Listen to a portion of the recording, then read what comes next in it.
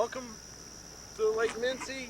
My name's Dave Karner, and I am going to give a short talk on fishing, the do's and don'ts, and if you're lucky, you will come out with a fish. Rule number one is to have a license. If you are 16 or older, you must have a license. There's the first one. With a pole is do not get fishing hooks in your skin, because if you do, it's going to hurt. Okay, watch what you do with the lures. When you got lures, you will get hurt with this. If you do get a hook in you, the best thing to do is to remove the lure from the pole and go to a doctor with the lure in you. They will remove it properly. Okay, other than that, if you go out in boats, make sure you wear life preservers and follow all the safety rules. Okay, the difference when you go fishing, there's different rods and there's different reels. Now the most popular today is the spinning rod. It's easy to handle, it's a good all-around purpose rod, it's a fast retrieve, it'll bring your lure or your bait in quickly. It's usually used for different tackle for different lures. You would use it more than bobbers and worms and live bait fishing. Okay, the thing about the spinning rod or any rod is the length and the weight. This is a medium action. It's a short medium action. It can carry quite a good sized fish. But what you need is, when you really go after something big, you need something heavy. This is a pike pole for musky pike, fish that go 3 feet or more. This pole, the main thing with a fish is you got to bring them in, and bring them in quick if you plan on letting them go again. Because if you play them too long, the fish will, what will happen is the fish will fill up with lactic acid and it will not be able to breathe and it will die. So you mainly to get a fish in quickly, boat it, and if you're going to release it, it'll have a good chance of survival. But then on the poles, back on the poles, what we have is then for light fish, for panfish, you got an ultralight. For the light trout, this thing is good for a couple pound fish. It uses a real light line, and it's really nice and a lot of fun with your sunfish and your smaller fish. Now, a different type of reel, this was the standby. This is a bait caster. Okay, mainly they call it bait caster. It was used mainly for bobber and minnow, and we'll get later on into the different kinds of bait, but for now, that's what it's usually used for. And that. It's a little trickier to cast than the spinning rod. The only other kind of pole there is a fly rod, and that is for the experts. Okay. One of the most essential things on a pole is your line. Now there's different pound tests. There's from 2 all the way up to 20, 30 pound tests.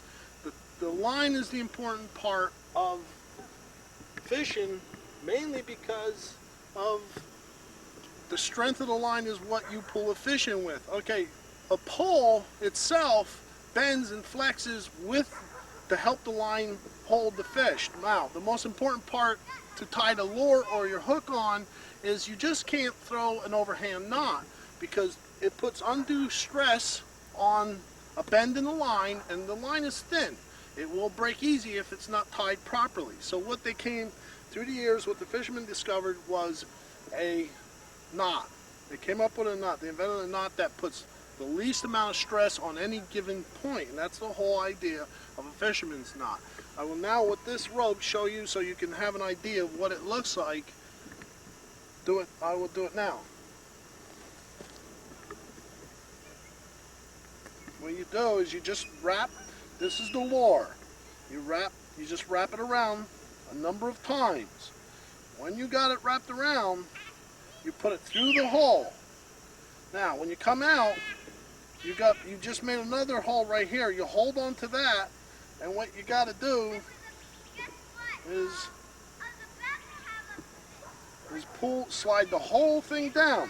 And when you slide it down, what you end up with is a series of wraps around the line. So the line is actually bound, not in one given point, but all the way up. So if you make a bunch of loops, when it comes down, it holds the line very secure. You must trim your line short as short as possible without having to go through because of the action of the lures and so the fish don't feel it. This knot will hold. This is about the most important knot. This is the only one that a beginning fisherman really should know. There's others in fishing, but this is the most important. The proper way of casting a pole, and the rule number one is to go like this and make sure you're out of range of anybody around you, because you've got a lure with numerous hooks on it that could be painful. So what you have to do is make sure nobody's behind you. Now, if you got room, you can cast from the side. What you have to do is you have to open this bail like this. Put the line on your finger. And all you proceed to do then is, as you come sweeping around from the side, where you want to put it, when the pole points to where you want to put it, you let go of the line. It takes a little patience, a little time, but you will get, in time, accuracy enough to put it where you want it. The distance, when you want to, you have to get the feel of how long to let the thing go to put distance on it. Now in this case, we're looking at a lake with no special target, no stump or anything else, so we're just going to fire it out.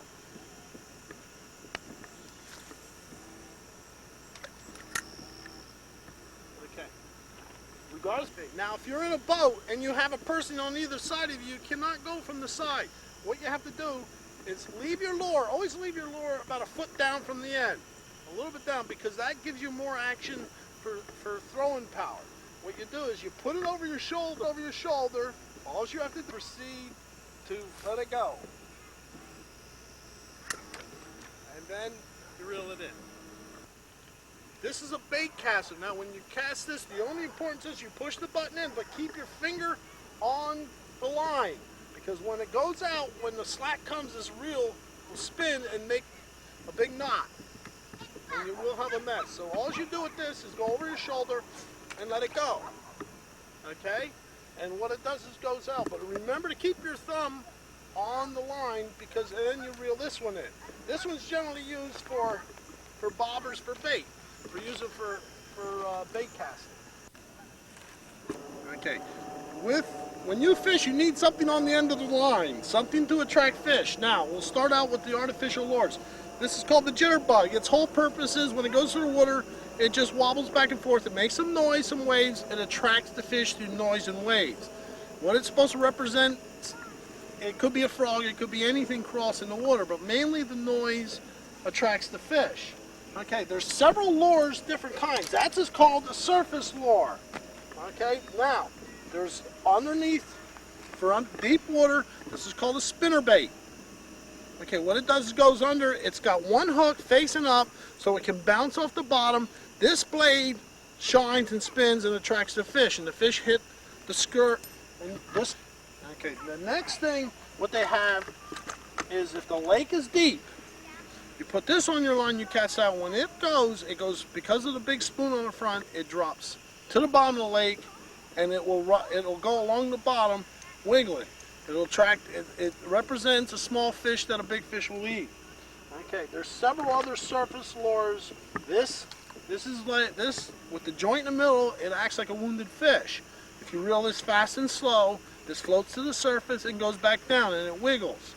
Okay, there's different ways of using this. You can just crank it; it'll go along, wiggling underneath. But if you let it go up and down, what usually attracts fish is if this thing stops moving, all of a sudden it starts again, the fish usually attack it. Okay, there is also, we got rubber worms and rubber products, like this is supposed to be a salamander without a tail, because you got a bit off. And this, you put a hook through this, and the hook goes through and buries inside. So what it can do is it can go right through the seaweed without getting a bunch of weeds on it. It's good. All it does is attract fish through the movement of the tail. There's one other thing is there's spoons and spinners. Okay, this is a spoon. I'll get something bright. Okay, what this represents, all it is the flash of the lure going through the water attracts the fish. And spinners work in the same principle. they go through the water and a blade spins around them, and it's the flash that attracts the fish. Now, when you go different kinds of fish, take different kind of lures. This thing here, it's bigger than most of the things in this lake, but this attracts pike and muskie, a big fish, a big feeding fish. You're talking something 2, 3, 4 feet long. So the big lures usually attract big fish. Now bait, when we talk live bait, you got worms, you can fish on the bottom, you can hang them from a bobber. You got minnows. When you hook a minnow in a lake off a bobber, you hook it behind, up on the top of the fish by the top fin.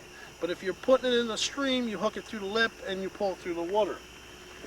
The other kinds of baits are, there's salmon eggs for trout, and there's caddisfly, and they're all several different kinds of live bait. But when you're using live bait, again, you use a live bait according to the season. There's nymphs and different kinds of creatures that live in the water that only come out a certain time of year. So the fish only bite at that. So that's what you have to use. Promise that. Okay, when you cast, again, you open the bail, you throw it over your shoulder, and you cast it out. Now a lure like a jitterbug, just represent one lure. I don't know if you can hear it, but it actually is making a noise.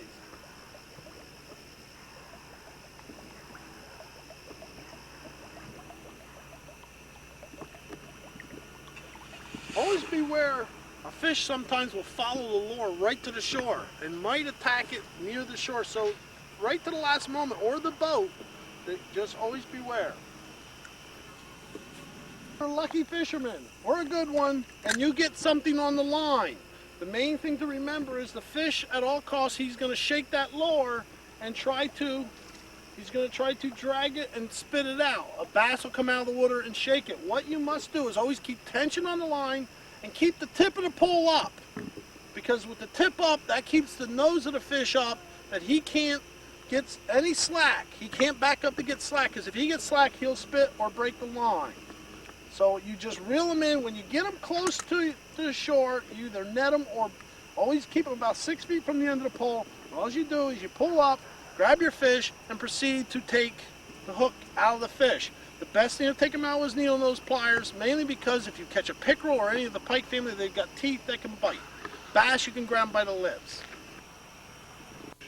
Okay, remember, keep your gear well oiled, clean. Your lines, change it once a year, no matter if it looks good or not, because there's nothing like catching the big one, getting it on the line, and breaking a line near the boat. Always keep your line new, keep your lures. You can sharpen all your hooks in the spring, keep your hooks sharpened, and you will have many nights, enjoyable days and nights of fishing. One thing about fishing is if you're in the middle of the lake in the bright sunlight in the summer, you might as well go home or just enjoy the ride, because fish usually in the day just go deep and they don't bite. The best time is a night like now. The lake goes calm, and you will definitely have the big fish coming towards the shore, coming up out of the depths, looking for small fish to eat or frogs. So your tips, one good tip is fish towards dusk or dawn, and you generally catch some fish. Now, okay, for now, always remember, when you're out in the lake, have a good time. You're out there to fish. If you don't catch a fish, don't feel bad. You're still always have a good time. Remember, fishing is for fun, and always remember to have a good time, or at least try to. This is Dave Karner signing off on the side of Lake Mincy. Good fishing and goodbye.